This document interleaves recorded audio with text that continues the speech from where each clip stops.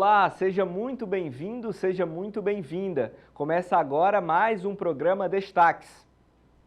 Hoje em dia não tem como falar sobre atividades de desenvolvimento social sem falar de sustentabilidade. Um tema está praticamente interligado ao outro. E por tocar nesse assunto, a gente vai te contar uma história bem curiosa.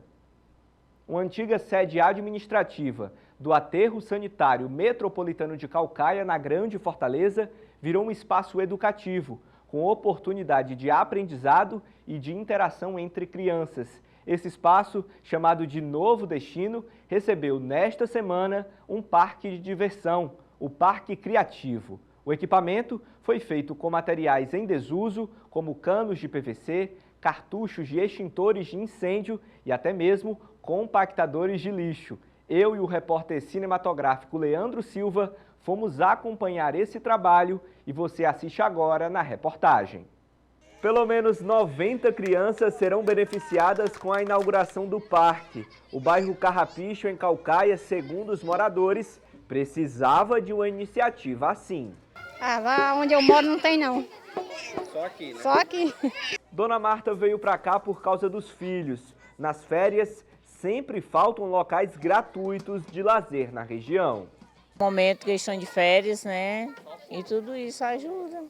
Por isso que aqui no local não tem, né? Não vou perder a oportunidade, né?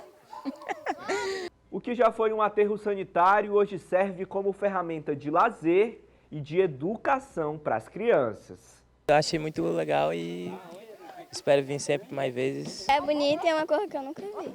Para os pais, essa pode ser uma oportunidade de recomeço. Deste ano de 2023, nós começamos com a educação de adultos, né? Pegamos os pais dessas crianças que muitas vezes não tinham aí um complemento educacional, não tinham o segundo grau e investimos para também nos pais para que tivessem um complemento educacional que fizessem a prova do Enseja, que acontece agora no mês de agosto. A GNR foi a primeira usina de tratamento de biogás do Norte e Nordeste. Para quem representa a empresa, o trabalho social aqui na região precisa ser contínuo.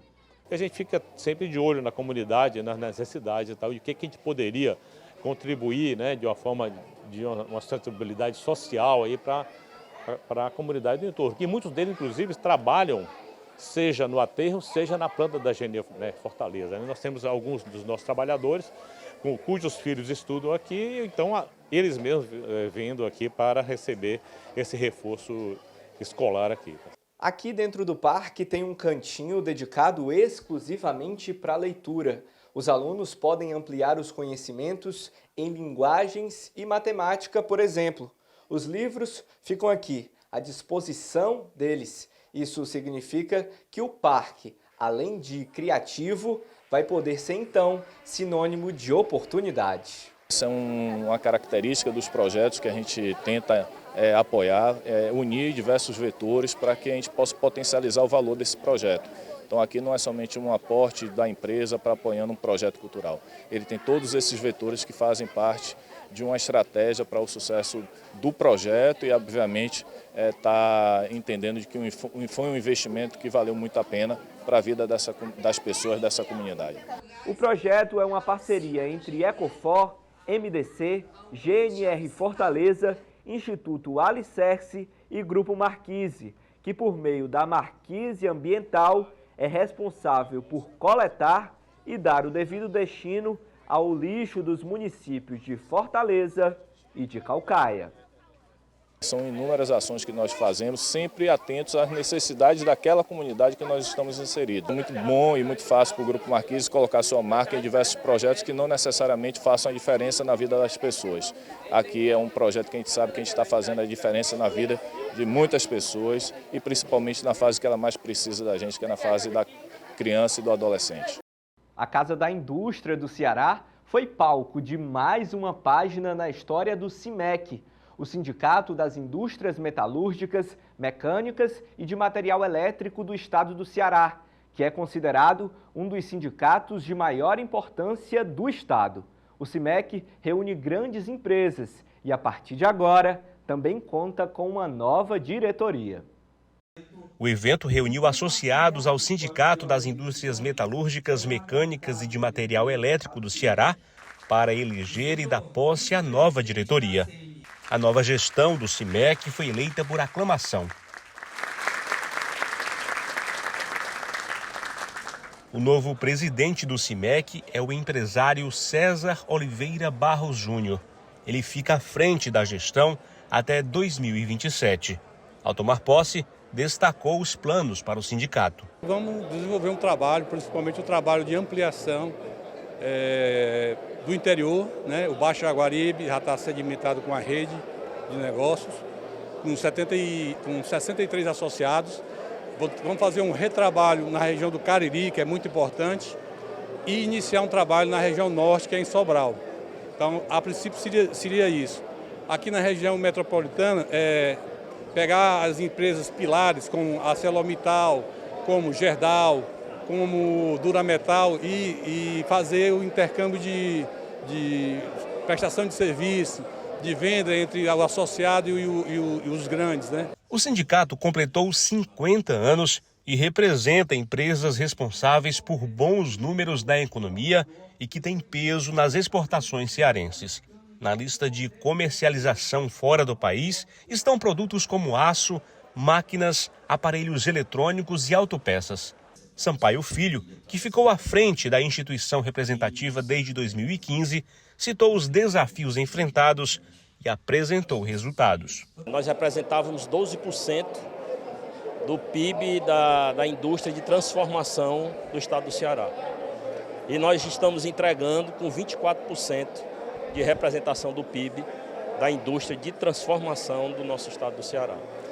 Isso é uma responsabilidade muito grande quando a gente olha para trás, né, e deixa um legado tão significativo e a gente começa a perceber essa importância que o setor tem para o nosso estado. Para o presidente da Federação das Indústrias do Estado do Ceará, Ricardo Cavalcante, o CIMEC representa a identidade do setor industrial do estado, que é antenado com o futuro. Mais que uma reindustrialização, precisamos prover uma neoindustrialização. Precisamos fortalecer a indústria que só agora, assentada sobre novas bases, com inovação, mais produtividade e competitividade, uma indústria que caminha na direção a uma economia mais verde, comprometida simultaneamente com o desenvolvimento econômico, ecológico e social, com a promoção de trabalho, a distribuição de renda e a redução de desigualdades sociais e regionais. Essa transição, ela já começou e nós, a indústria cearense, precisamos ser protagonistas desse novo momento. Quando eu vejo sindicatos como o CIMEC, que reúne empresas que respondem por uma parcela importante desse processo e caminhando nessa direção, eu fico muito feliz de poder estar vivenciando esse momento. Que o Ceará tem diferentes opções de artesanato, você está cansado de saber, né não? Mas o que você talvez ainda não saiba é que em um shopping aqui da capital estão sendo vendidas peças de artesanato produzidas por detentos das unidades penitenciárias cearenses. Essas são iniciativas da Secretaria de Administração Penitenciária, buscando com isso fazer com que a população possa contribuir diretamente com a ressocialização e, ao mesmo tempo, proporcionar uma segunda chance de vida a quem deseja uma mudança. Confira. Todas as peças da loja são feitas por internos e internas do sistema prisional cearense. São mais de 1.400 detentos envolvidos nas atividades de ressocialização por meio do artesanato. Um trabalho simples, mas que tem uma capacidade de produzir grandes resultados. Um dos grandes incentivos, que nós temos para poder fazer com que as pessoas privadas de liberdade trabalhem, se ocupem com uma ocupação lícita, e que seja produtiva, não só dentro do sistema penitenciário, mas também fora do sistema, uma vez que eles aprendem a serem artesãos. Então, assim, é muito importante para que ele consiga se desenvolver, tanto no seu compromisso pessoal, social, mas também familiar, uma vez que isso acaba se tornando uma rede que envolve diversas pessoas. Os projetos Arte em Cadeia e Reciclarte também servem para egressos. Radassa, por exemplo, é vendedora na loja temporária dos projetos no piso L1 do Shopping Rio Mar Fortaleza. Egressa do sistema penitenciário, a jovem reconhece a diferença da ressocialização na vida dela. Eu fiquei 2 anos e 4 meses reclusa. Quando eu saí, eu fui me apresentar na COISP e lá tem um setor onde te encaminham para esses tipos de projetos que te ajudam a permanecer neles com valor remunerado até você conseguir uma carteira assinada. Assim você vai aprendendo a se envolver novamente com a sociedade, de como poder fazer coisas lícitas, né? Porque a gente foi por um erro, mas aí o projeto dá uma nova oportunidade para a gente aqui fora. O projeto está sendo importante para mim porque seria bem difícil para mim, uma egressa, né, participar de qualquer outro tipo de trabalho, porque seria mais difícil eles me contratarem por conta do meu passado. Só que o projeto ele não revê o que eu fiz, e sim o que eu posso fazer. Então ele me ensina como eu devo agir, pensar, para eu conseguir melhoras para a minha vida.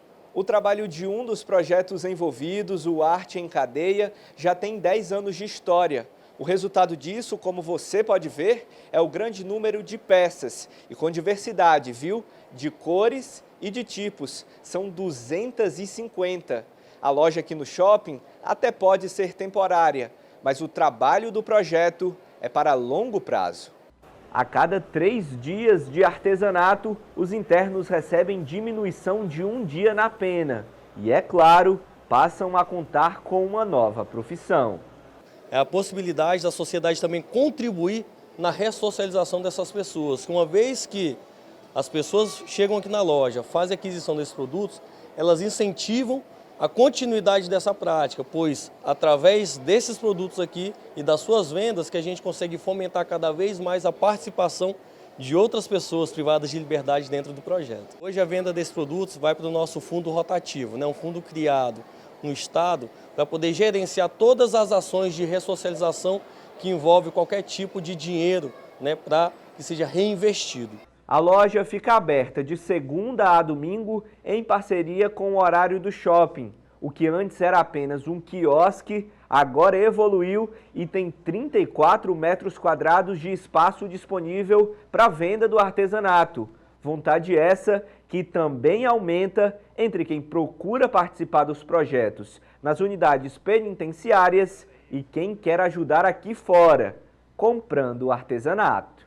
Eles estão abraçando de uma boa forma. As pessoas que chegam para comprar o produto perguntam de onde vem, às vezes compram um produto por causa só do projeto, por saber que é um projeto de ressocialização, assim eles compram o produto e a gente também conta um pouco de onde vem o material, como é feito, eles se interessam porque é uma coisa da gente, né? Artesanato é algo da gente, ainda mais vindo de egressos internos que não podem estar aqui fora, mas podem se ingressar quando sair, né?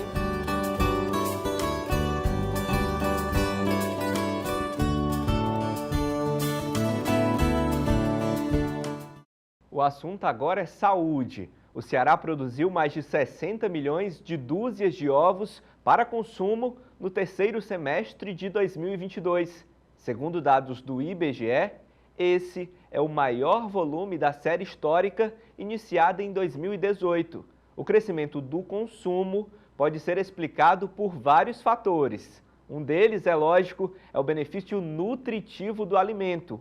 O ovo é a proteína de maior valor biológico que existe. A expectativa da Avinho Alimentos, que em 2023 completa 31 anos, é de aumentar a participação dos ovos especiais e enriquecidos, além dos ovos livres de gaiolas, ômega 3 e Chico Bento. A gente recebe então aqui o presidente da Avinho Alimentos, Ayrton Júnior. Prazer recebê-lo aqui, presidente. Obrigado pelo convite, Lucas. Um prazer estar aqui e poder participar com o público do Otimista.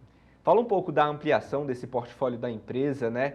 Essa é uma perspectiva de vocês para 2023.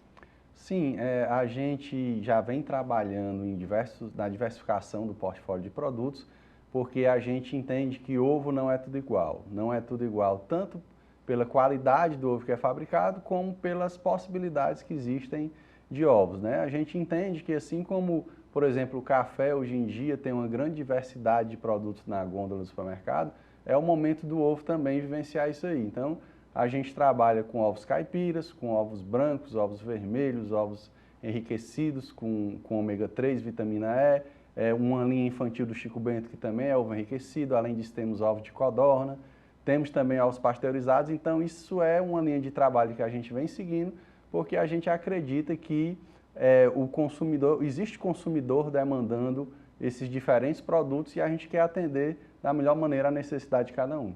O senhor acredita que essa diversidade já faz parte atualmente de uma necessidade de mercado? As pessoas buscam de fato ovos especiais?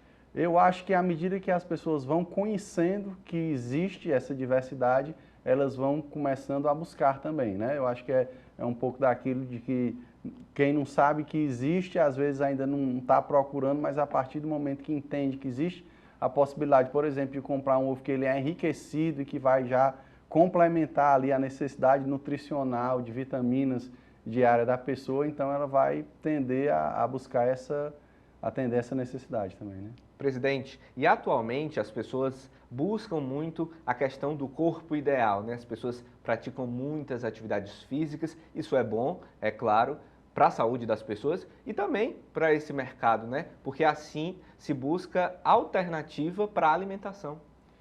Sim, o ovo é um superalimento, como a gente diz hoje em dia, né? É o alimento mais completo da natureza depois do leite materno. Então ele tem toda uma riqueza nutricional e toda, vamos dizer assim, como fosse uma inteligência nutricional que faz com que otimize muito a nossa dieta e o atendimento das nossas necessidades. Então, já é sabido, existem vários estudos que falam, por exemplo, de dieta, quando a gente fala de um corpo ideal e tal, o ovo ele tem o potencial de elevar o nível de saciedade quando se ingere um ovo, e isso faz com que você acabe tendo menos fome, menos apetite por outros produtos. Então, ele além de suprir nutricionalmente um conjunto muito grande da necessidade diária, ele ainda traz a sensação de saciedade. Então, ele é o aliado perfeito para as dietas e o que ele tem muitas possibilidades, né? O ovo, além de poder ser consumido como item principal numa determinada refeição, ele pode ainda estar ali acompanhando ou fazendo parte da receita, né, de diversas maneiras. Então, ele é muito rico e tem muita versatilidade, né, tanto para pratos salgados como sobremesas. Então, o ovo ele tem essa possibilidade de ajudar na nutrição, entrando por diversas opções. Quais são as frentes de atuação, falando um pouco de negócios, as frentes de atuação da Avini Alimentos aqui no estado do Ceará? A gente tem um trabalho muito focado em supermercados. Desde o começo da empresa, nesses 31 anos, a gente vem cada vez mais atuando em supermercados, hoje também nos atacarejos, nesses outros formatos de loja, pequenos mercadinhos também, mas com muito foco em supermercado, porque é no supermercado onde a gente tem essa possibilidade de expor da melhor maneira os nossos produtos, colocando a diversidade maior, porque ele tem espaço e tem público para isso. Então, a gente trabalha muito essa questão dos supermercados e vai aprofundando. Então, por exemplo, a gente tem redes de fora que entraram no Ceará nos últimos anos e que estão expandindo dentro do estado e a gente vai acompanhando, né? Fora o Ceará, tem também a atuação no Norte e Nordeste, porque a gente atua da Bahia até o Amapá, né?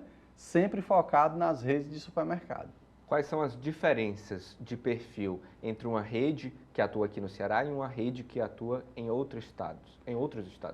Para o ovo, o que a gente consegue distinguir melhor do perfil de uma rede para outra é quando a rede ela tem um foco numa estratégia de mais diferenciação e qualidade.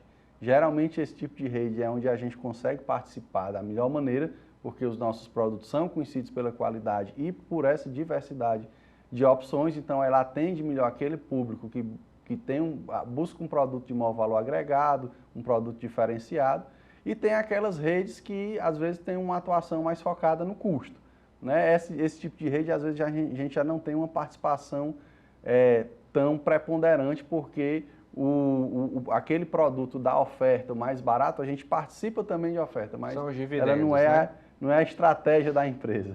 São os dividendos, a empresa pensa muito nos dividendos e não naquele perfil de cliente que está ali presente. Né? Não digo tanto dividendo, a gente gosta de olhar pela ótica que a gente chama da sustentabilidade do negócio, né?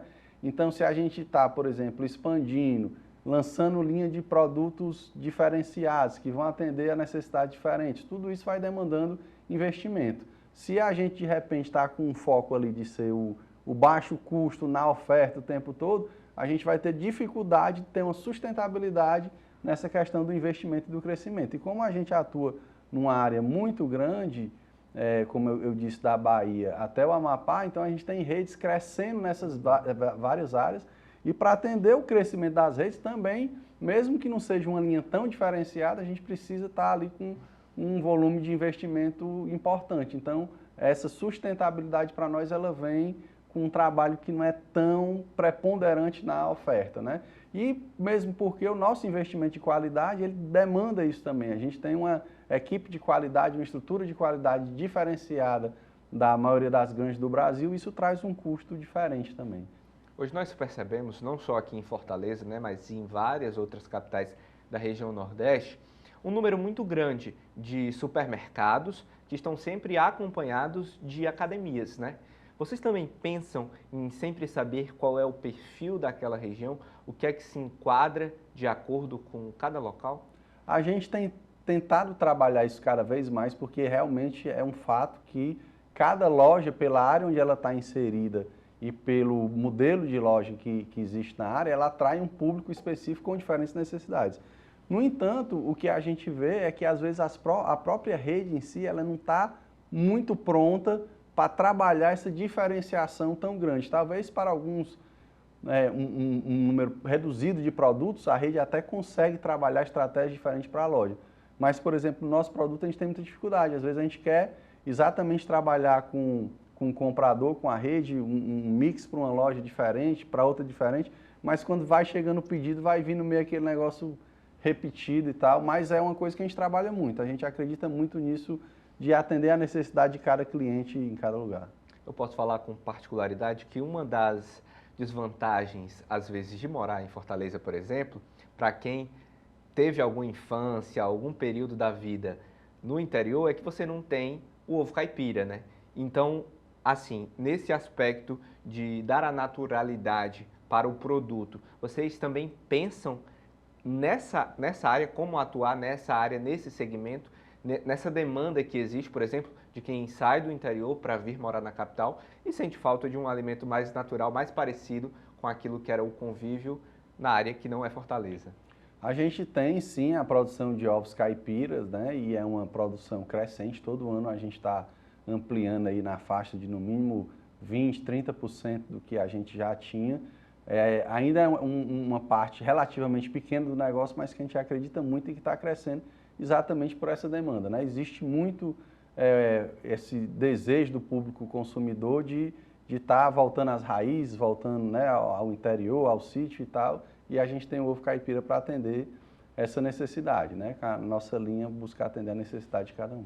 Para finalizar, quando é que essas linhas estarão nas prateleiras dos supermercados? Na verdade, já estão, né? Coisa a gente boa. já está participando aí nas redes com todos esses ovos, mais uma vez, a linha infantil do Chico Bento, ovo enriquecido para criança, o ovo caipira, o ovo das galinhas livres, que é um ovo branco, mas com galinhas criadas soltas, os ovos brancos, o vermelho, o de codorna, né? Uma coisa importante, lembrar, todos os nossos ovos têm rastreabilidade, a gente imprime na casca do ovo a data de produção do ovo e o nome da empresa. Então, quando a pessoa está em casa lá, que ela tirou da embalagem, abre a geladeira, pega aquele ovo lá, ela consegue identificar quem produziu, quando foi fabricado, para saber se está na validade ou não está. Então, são todos esse pacote de qualidade de produtos que a gente trabalha, a gente já está no mercado com todos eles. É possível que para o ano que vem a gente lance uma nova linha, mas isso aí ainda está em segredo, a gente anuncia quando estiver mais perto. Presidente, obrigado pela participação, viu? Muito obrigado pela oportunidade, Lucas. Um abraço aí a todo o público, audiência do Otimista. Obrigado. A gente vai para um rápido intervalo e volta em instantes com mais destaques.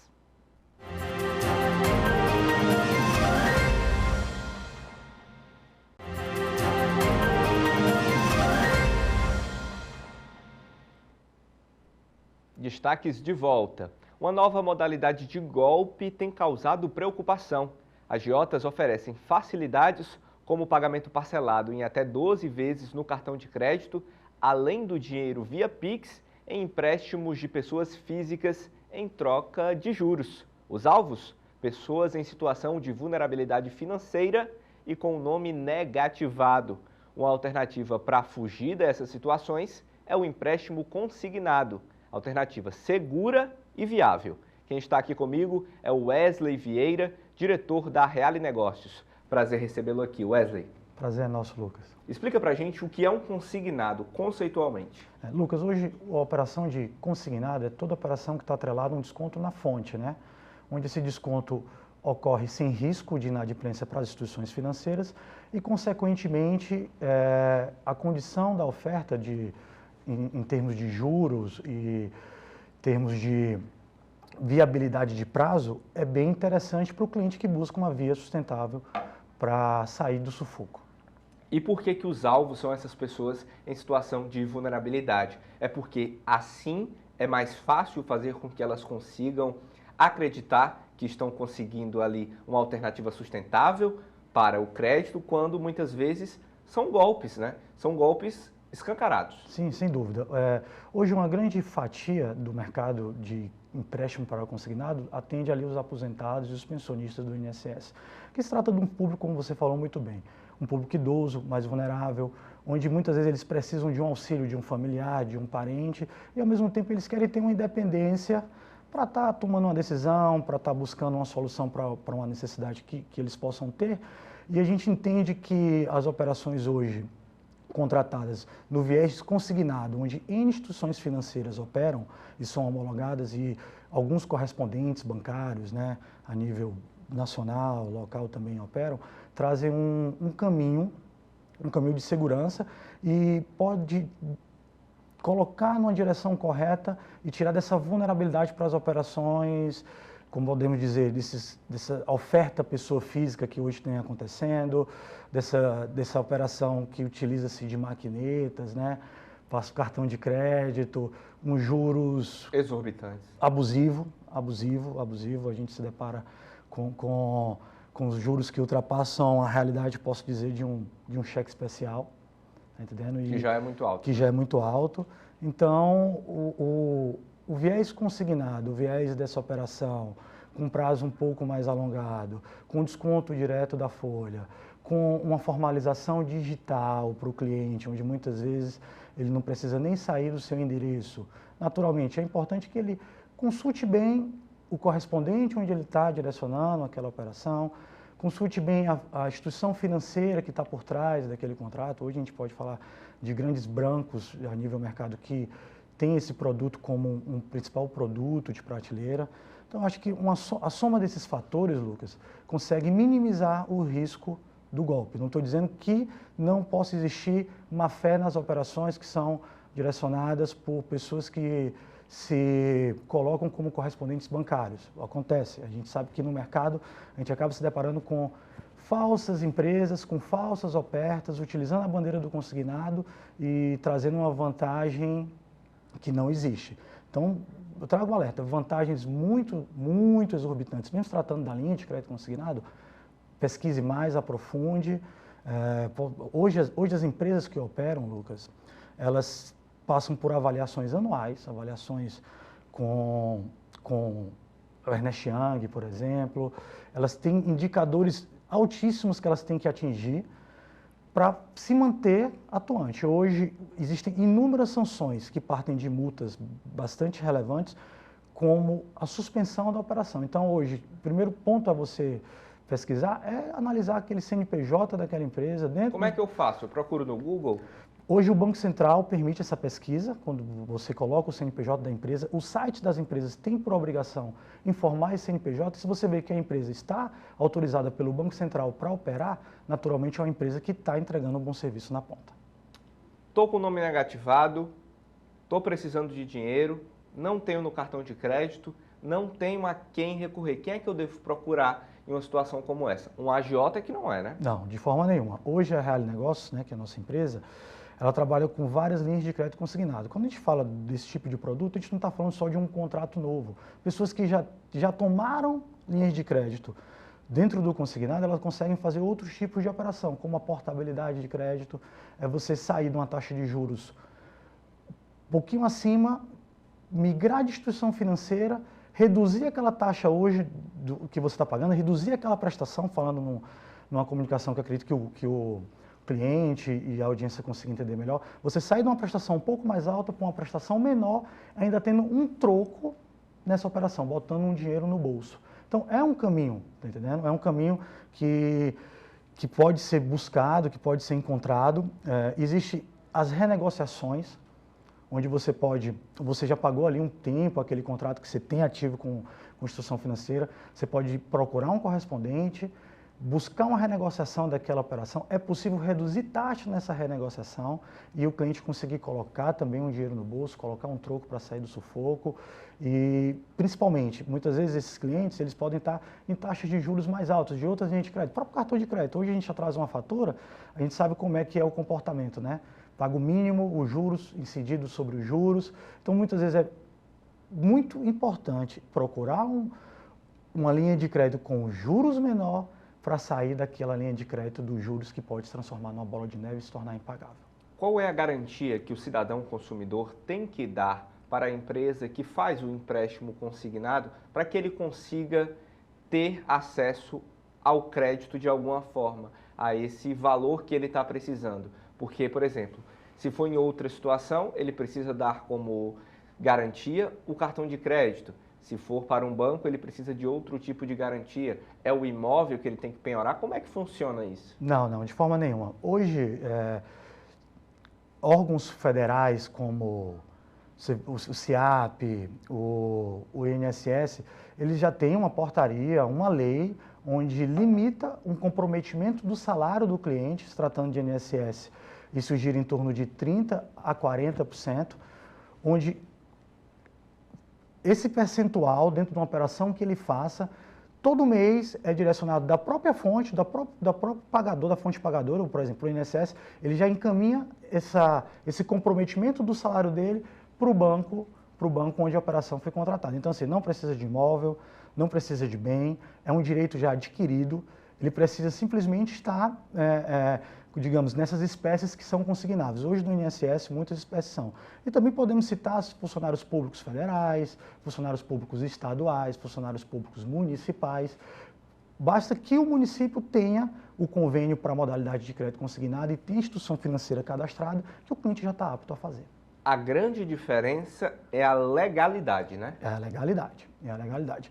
Hoje são muitas mãos, são muitos olhos olhando e fiscalizando esse produto, são muitas pessoas querendo a saúde dessa forma de ofertar, e esse monitoramento que eu te comentei que existe é para, de fato, cada vez mais ter uma oferta segura, saudável e benéfica, principalmente para o cliente. Wesley, você tem percebido um crescimento no número de golpes nos últimos anos no Brasil? Isso tem realmente se tornado cada vez mais comum, golpes desse tipo, que se aproveitam de pessoas em vulnerabilidade financeira, que precisam de crédito, de dinheiro, e aí essas pessoas acabam se tornando as vítimas quando o que elas mais queriam era resolver o problema, né? Sem dúvida. Eu acredito que o nosso aliado digital, né, podemos falar que 2019 para cá nós tivemos uma evolução muito grande dentro de canais digitais, contratações digitais, mecanismos digitais. Esse aliado ele pode se tornar ao mesmo tempo um vilão, porque se consegue chegar a um público vulnerável de uma forma mais rápida, mais atuante e ter um convencimento junto a eles de uma maneira que coloque eles numa furada, né? A pessoa já está numa necessidade, recebe uma oferta de um crédito muito vantajoso, né? Naturalmente essa pessoa vai despertar o interesse. E por vezes a gente sabe que o vulnerável nem sempre ele busca o auxílio de um filho, o auxílio de um genro, de uma nora. Ele quer ter a independência dele para ter o poder das decisões.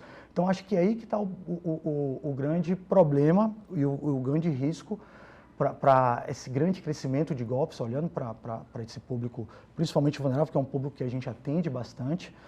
E, mais uma vez, eu volto a falar nos pontos. Pesquisar sobre a oferta, ofertas demais, né? Aquele ditado da época dos nossos avós, oferta demais, o cego desconfia.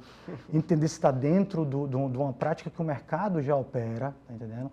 E fazer um estudo das linhas de crédito, saber o crédito que vem para te tirar de uma zona de risco, de te auxiliar e uma oferta que possa te, com perdão da palavra, te afundar ainda mais. Você percebe ao mesmo tempo que aumenta o número de golpes por causa das facilidades, como por exemplo o Pix, que é o Pix uma grande ferramenta, é claro, mas sim, ele facilita porque a transferência se torna muito mais rápida, né? Não passa ali necessariamente por aquele crivo que você espera, o dinheiro cair na conta e tudo mais, como era a transferência bancária anteriormente.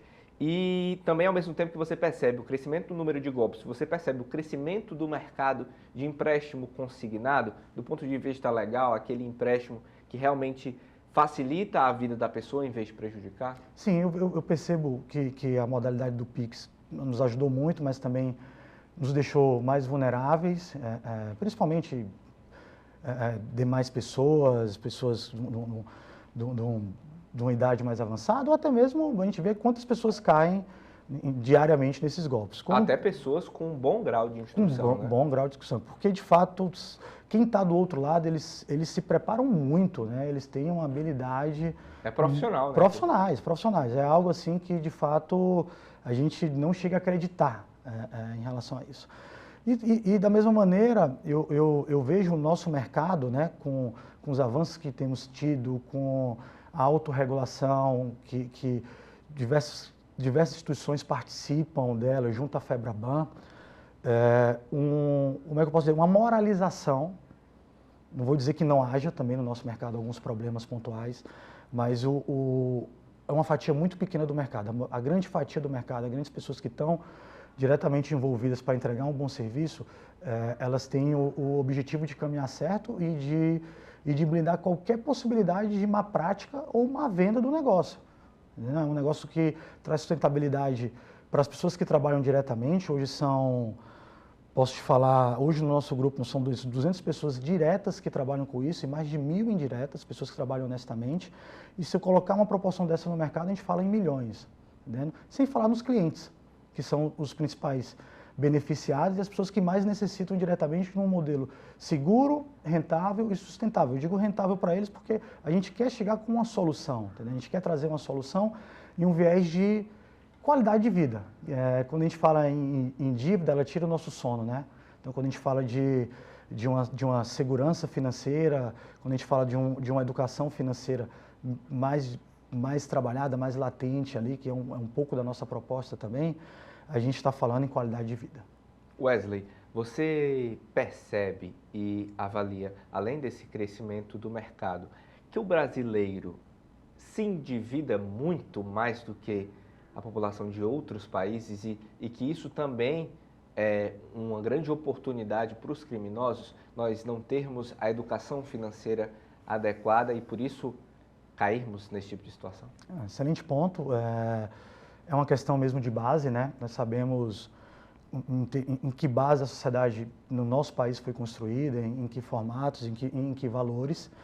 E hoje, a educação financeira e objetivos bem definidos, né? Objetivos em termos de meta, em termos do que fazer e do que alcançar, são fundamentais até para que, digamos assim, podemos diminuir o negócio desses fraudadores, né? Dos estelionatários, porque eu tenho certeza que um nível de consciência mais elevado para esse viés já blindaria muito. Eu já tive a oportunidade de conversar com pessoas, com profissionais de segurança pública, onde eu já escutei ele falar, Wesley, é a ganância.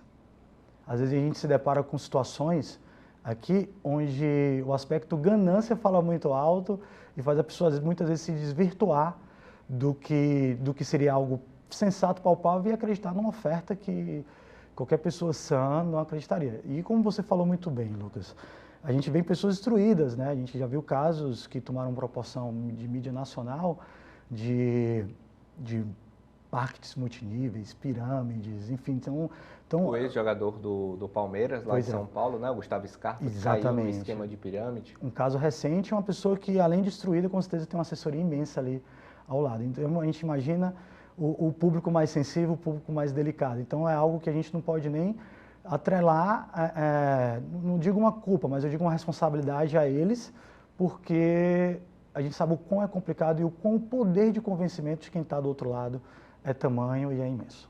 Wesley, obrigado pela participação, sucesso na sua caminhada e que esses golpes diminuam e que as pessoas procurem o empréstimo consignado para resolver as dívidas. Né? Lucas, muito obrigado pela oportunidade, eu acho que é um objetivo em comum, não só da Reale, mas como do mercado que a gente opera.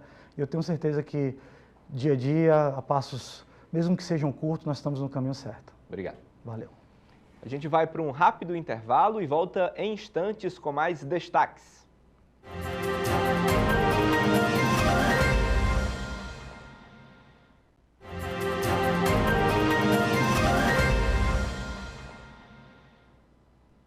Voltamos. Mais de 200 mil residências tiveram fornecimento de energia afetado aqui no Ceará por causa de pipas. Só no ano passado foram registradas 411 ocorrências. Quando se enroscam na rede elétrica, as linhas das pipas podem romper cabos, desgastar fiação, ocasionar curtos-circuitos e aumentar o risco de choque elétrico. Nesta época do ano, de ventos fortes, as ocorrências podem aumentar, gerando transtornos em atividades comerciais e no dia a dia das pessoas.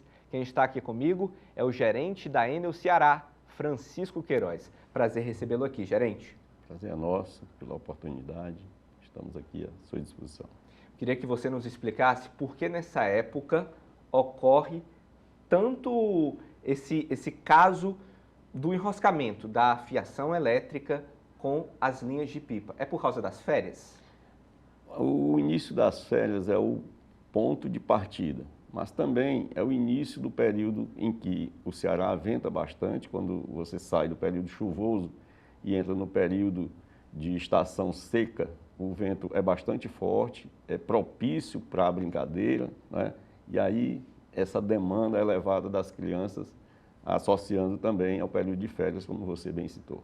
Então, é uma tempestade perfeita, ou melhor, imperfeita, né? Junta o período do ano por causa dos ventos e também as férias escolares, quando as crianças estão mais dispostas, digamos assim, porque não tem aula e não estão ali na escola preenchendo aquele tempo e muitas vezes na periferia estão nas ruas, né?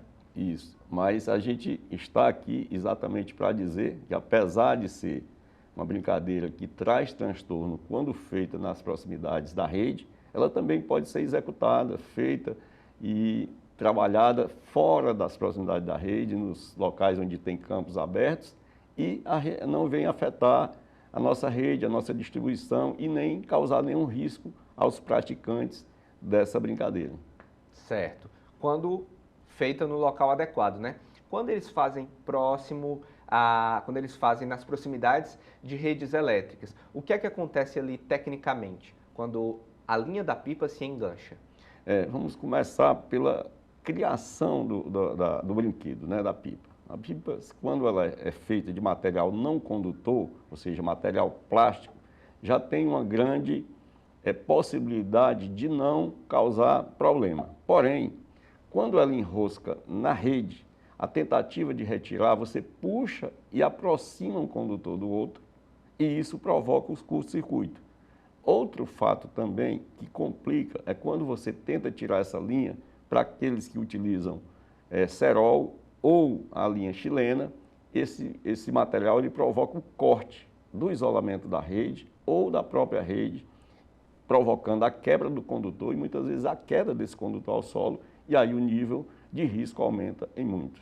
Presenciei uma cena desse tipo que o senhor está me descrevendo agora. O que é que eu tenho que fazer? Imediatamente se afastar, não tente fazer nada e ligar, contactar com a Enel. Tem os engraçadinhos que querem fazer, né, seu Francisco? Isso. Você pode até isolar a distância, sinalizar, mas o primeiro passo é entrar em contato com 0800 285 096 para que a gente possa mandar uma equipe imediatamente ao local para fazer todos os procedimentos de segurança e evitar que se tenha um acidente com uma criança ou com uma pessoa, um transeunte que trafegue naquela região.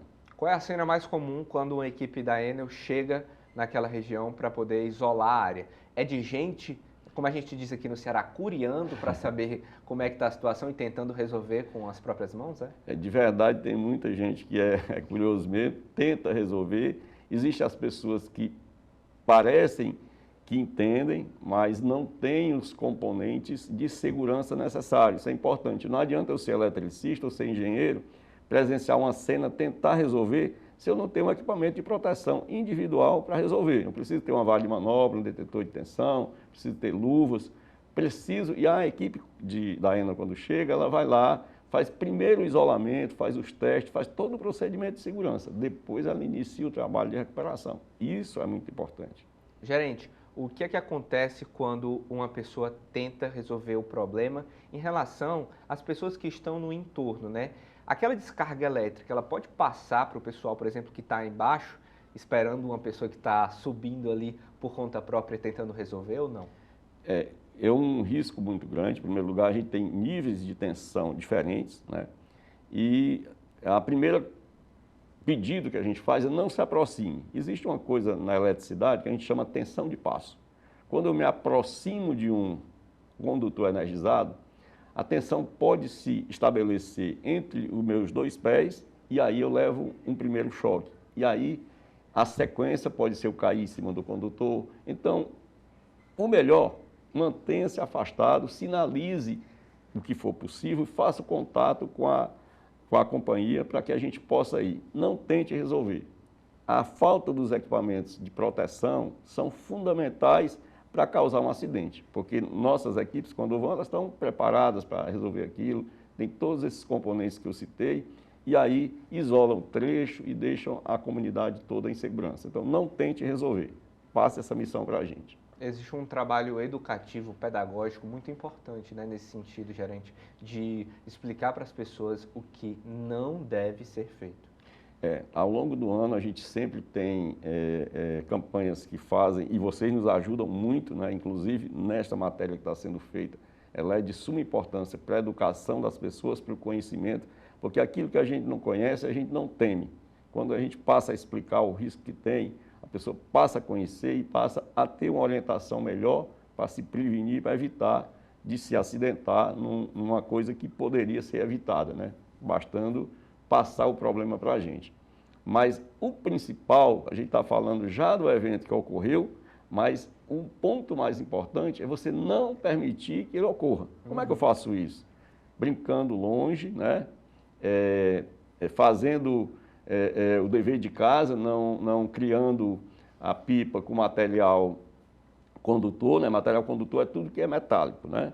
Não utilizar a linha chilena Neocerol, isso inclusive vocês veicularam matérias recentes de acidente que teve, né? Com corte de pessoas por conta do cerol. Então isso tudo agrava, né? Quando ele encontra a rede elétrica, ele agrava. Agora, nunca tente tirar. Caiu na rede, deixe lá. Esses 411 casos que você citou, são casos em que houve afetação, que houve interrupção do fornecimento e que alguém ficou sem energia. Mas muitos mais casos do que esse ocorreram, só que a gente tem as equipes especializadas que fazem a limpeza desse material na rede, para que no período que chova ou com o vento, isso não provoque novo curto-circuito e uma consequente afetação mesmo depois de terminada a brincadeira da criança. Essas ocorrências são mais comuns de acontecerem na periferia? A periferia, ela tem uma característica que tem muita criança, ela tem um fluxo de carro às vezes menor, né? Então, isso facilita, né? E tem espaços mais abertos onde facilita a possibilidade da criança empinar a pipa. Então, por tudo isso, a concentração de gente, né, é maior e aí, consequentemente, sim, nas periferias a gente tem muita ocorrência. E a rede fica bastante cheia de restos de pipa, onde a gente faz a limpeza, como eu citei há pouco. Esses 411 casos do ano passado indicam um número muito alto? Indica um número alto. Imagina se você dividir isso aí, 75% dessas ocorrências se concentram em apenas 3 meses. Ou seja, de tudo, em média, 25% ocorreu em junho, em julho, agosto e setembro. Os 3 meses começando pelas férias. Impressionante. Isso, porque daí, quando chega o mês de para frente, outubro, já começa a mudar a estação, o vento já é menor, começa aquela chuvazinha e aí já muda totalmente a característica do vento e, consequentemente, a brincadeira já não é tão atraente porque a pipa não sobe tanto. Nas regiões ali do aeroporto, o cuidado também precisa ser maior, né, gerente? Principalmente porque envolve uma região muito específica da cidade. Aí isso aí tem duas coisas. Primeiro, tem a possibilidade de interferência no espaço aéreo e depois também tem a importância da rede que está ali, né, que atende o aeroporto, sinaliza tudo, como também outros pontos importantes que a gente cita, né? Brincar com pipa, provocar um acidente de rede, você pode estar afetando o hospital, o aeroporto, pontos importantes para a sociedade e para a segurança de todos nós, né? Gerente, obrigado por sua participação aqui conosco, viu? Nós agradecemos a participação e a divulgação, uma contribuição formidável para a nossa sociedade. Tudo de bom. Um abraço. O Destaques fica por aqui. Obrigado pela companhia e até o próximo programa.